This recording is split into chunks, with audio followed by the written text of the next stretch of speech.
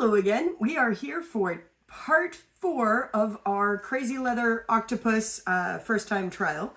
And I've been walking you through step by step. Today, what we're going to do is what I like to call a pre-lacing. So this is not the final lacing. I'm not going to really show you the super ins and outs of lacing in this video. I will in a later one when we go to do the final lacing. But I do want to give you some of the basics in case you happen to be at this stage in your leatherwork. So as you can see, I have already pre-laced some of my octopus. Now, when I make my own patterns, I already start to notice, I've got to cut this little tip later and a couple of things. But I'm going to get it all squared away before I actually make massive adjustments. So right now what we're going to do is we're going to lace this last piece that I've already got pre-laced. These two pieces are together. This one goes right here. And when lacing leather, even for my pre-lacing, you want sinew, fake sinew or string or whatever you're using for lacing, and 2 needles. The 2 needles is very important because you want to try to keep your tension the same, even on your pre-lacing pieces. So one thing that is often valuable is a piece of beeswax. You're going to just run your laces down. What this does is it helps keep all those fibers together. It also makes it stick, and at the very end, when you melt your strings on the final lacing, they melt beautifully. This is a fake sinew. It's actually cotton that is woven, and with that weave, the wax is embedded into it. But because it is woven, and I like this stuff, this is my favorite. I can get it at Tandy Leather. I oftentimes get it at various tribal gatherings, and it's a flat braided. It's a flat braided fake sinew, and what I like about it is it can be pulled apart into basically 4 different pieces, or 2 depending on the size I want. What I like about this is I can use different needle sizes. I can do more fine-tuned work, especially if I'm doing my rings. Dude, I take it all the way down to the 1/4 the size. Other times I'll use the whole. When I'm doing a pre-lacing, I'll almost never use a full thickness. I also usually use the scraps left over from previous ones when I'm doing my pre-lacing because it's okay if I have to just pick up and start again. So what you're going to do is you're going to take and you're going to put it through your first hole. And you want to make sure you've got a leather needle. Can you see the tip of that? So the leather needle is not very sharp. It's got barely a point.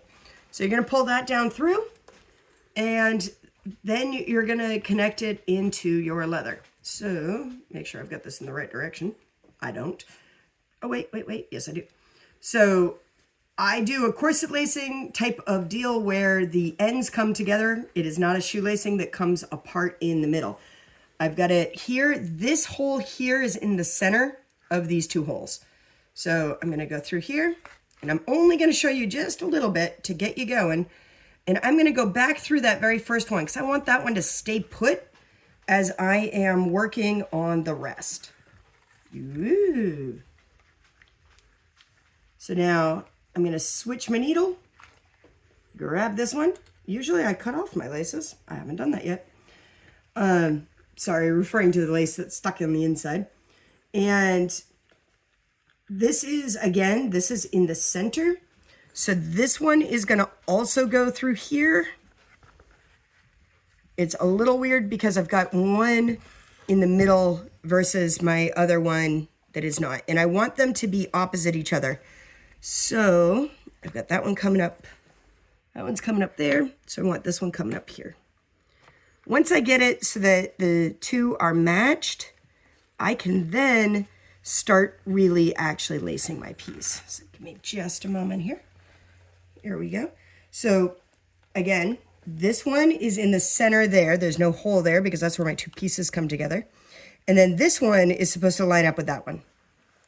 So what's going to happen, get all my laces untangled, I'm going to cross over, come in through the bottom, and it's going to go across like that. I'm going to switch my needle because I'm still at the very beginning step. So We got to make sure it stays nice and even. And I'm really holding my piece together. So we're looking right here. And then I've got this piece. I'm going to take it back. Sometimes you have to pop the hole from the front just to make it easier to find. And I'm coming in from the back side. I'm not going between my leather. So we don't want it to go like that at all. Now, in your final lacing, I mean, aesthetically, you could make that choice. But for right now, what I need to do is make sure my pieces match, fit together, and I'm going to soak them. Oop, where's that one? There's my hole. Sometimes the hole is hard to find. If that's the case, just poke it through the hole again. Sometimes you actually have to look for it. There we go.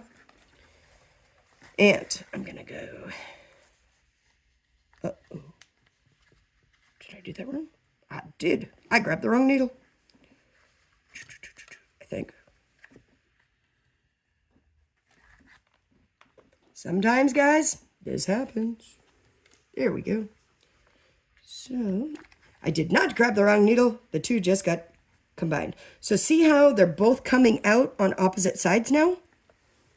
This is an octopus. An octopus has a lot of legs, and those tentacles, they like to grab what I'm working on.